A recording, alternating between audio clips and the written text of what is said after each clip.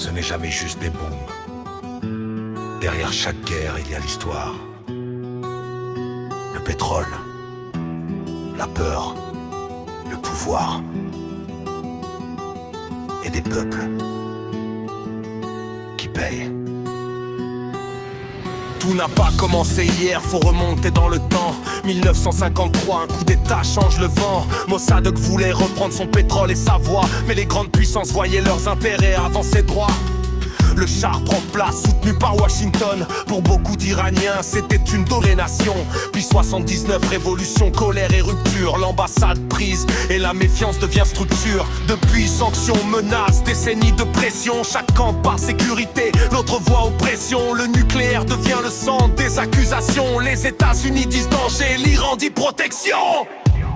Pourquoi ils frappent? Pourquoi ils visent? Est-ce la paix ou la peur qu'ils poursuivent?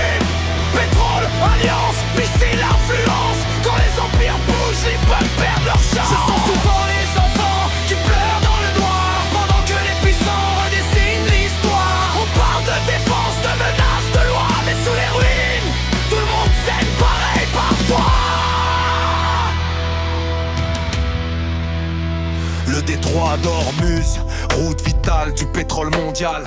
Quand il tremble, l'économie devient fragile. Israël, alliance, groupes armés régionaux. Chaque mouvement militaire peut embraser le tableau. Washington affirme freiner l'arme nucléaire. Téhéran répond qu'on l'étrangle depuis des ères. Entre stratégie, sanctions et démonstration de force, la diplomatie casse et la guerre prend l'écorce. Les peuples, eux, veulent souvent juste vivre, sans embargo, sans sirène, sans survivre. Mais la géopolitique joue aux échecs avec les nations. Et trop souvent, les civils payent l'addition.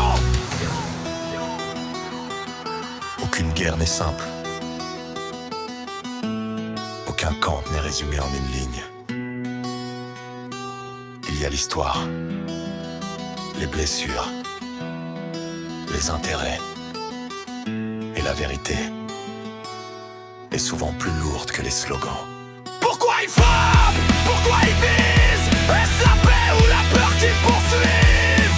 Pétrole, alliance, missiles, influence. Quand les empires bougent, les peuples perdent leur chance. Ce sont souvent les enfants qui pleurent dans le noir, pendant que les puissants redessinent l'histoire. On parle de défense, de menaces, de loi, mais sous les ruines, tout le monde saigne pareil parfois. Comprendre la guerre, c'est refuser les réponses trop faciles. Parce qu'avant les missiles,